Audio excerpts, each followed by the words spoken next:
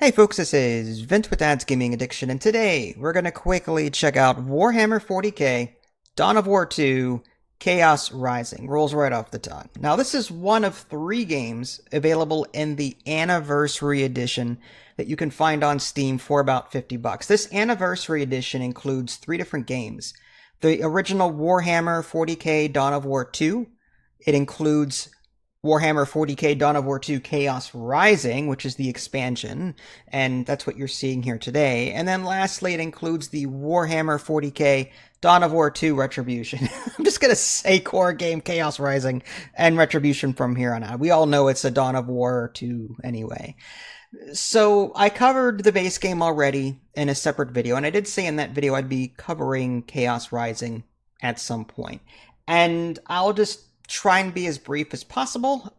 It plays very much the same as the original in that in between missions you get to outfit your crew, well, not your crew, but the major characters with different gear. And this is my favorite part of the game. Just leveling them up, assigning skill points to 4 different trees, putting different abilities on different characters, seeing what works. In this game, you've got some new characters. You've got Davian Thole, and you've got Jonah Orion or something or other. Davian Thole is a dreadnought, and Jonah is like one of those science, I don't know what he is. He's got magic, psychic abilities. My Warhammer lore is not... I don't know. This is the first game I actually played in the whole series. In fact, I loaded up Chaos Rising, and wouldn't you know it, I had a save file from 2011. This Chaos Rising released in 2010 originally. And I saw, I'm like, 2011? Was this game really that old? Is it really that old? And I'm thinking, wow, this game, I haven't played it in 14 years. Anyway, so yeah, Chaos Rising. Now, I guess I'll explain what it is, and then I'll kind of explain what's different about it. So, for those of you that haven't watched my other review of Dawn of War 2, 40k, this is, in between missions, you're going to outfit your major characters, like I was saying. And then you're going to pick a mission to embark on. You can bring up to 4 people with you. Typically, your force commander goes, and then up to 3 other squads. You've got, like, Tarkus, for example. He could be spec to anything. He could be ranged, he could be melee. It depends on how you spec him. Then you've got Avitus, which is like your ranged guy, and then Cyrus is like a stealth guy if you want him to be. He can infiltrate, go invisible, throw C4, that kind of thing. In this game, like I said, there are new characters, so that's a big difference. But ultimately, no matter who you pick, it's like a squad RTS. You're going to be moving them around, trying to complete objectives, capturing key points, and ultimately just beating the mission.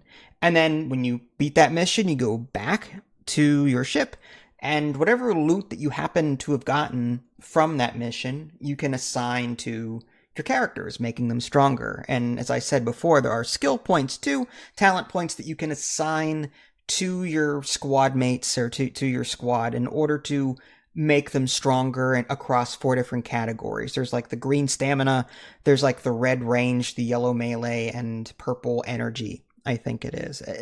And if you've played the original Dawn of War 2, that's nothing new. Now, the biggest change that I've seen in this game is the whole corruption mechanic that was not in the core game. So this corruption mechanic, depending on who you bring with you, sometimes like certain missions, if you bring this guy, you're going to get corruption. If you don't bring this guy, you're going to get corruption.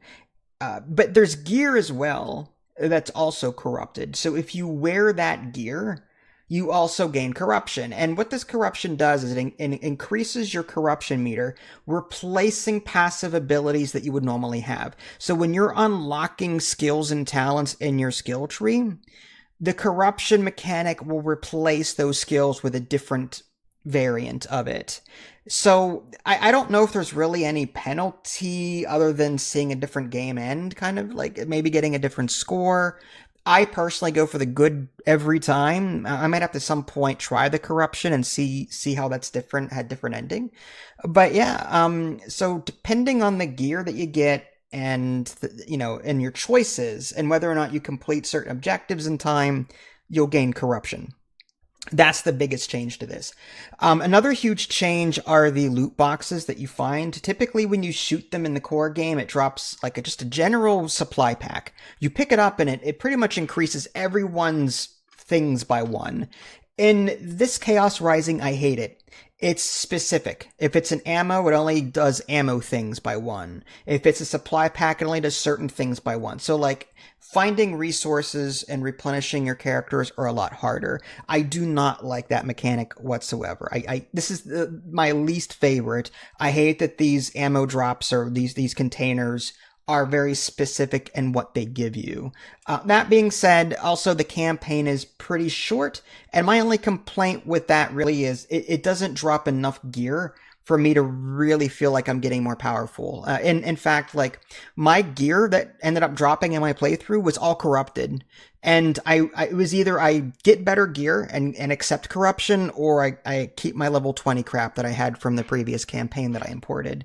So I did not like that. Because of this corruption mechanic, it limited as to what gear I was getting from loot, and I feel like I wasn't leveling up my squad like I was in the original. It's still worth a play, but that being said, it's completely up to you on whether or not you want to give it a go. It's not ideal. It's not important to play it, but it's not bad either. So if you're going to play the original, play the expansion Chaos Rising, and then make your way on over to Retribution, which is what I'm doing now.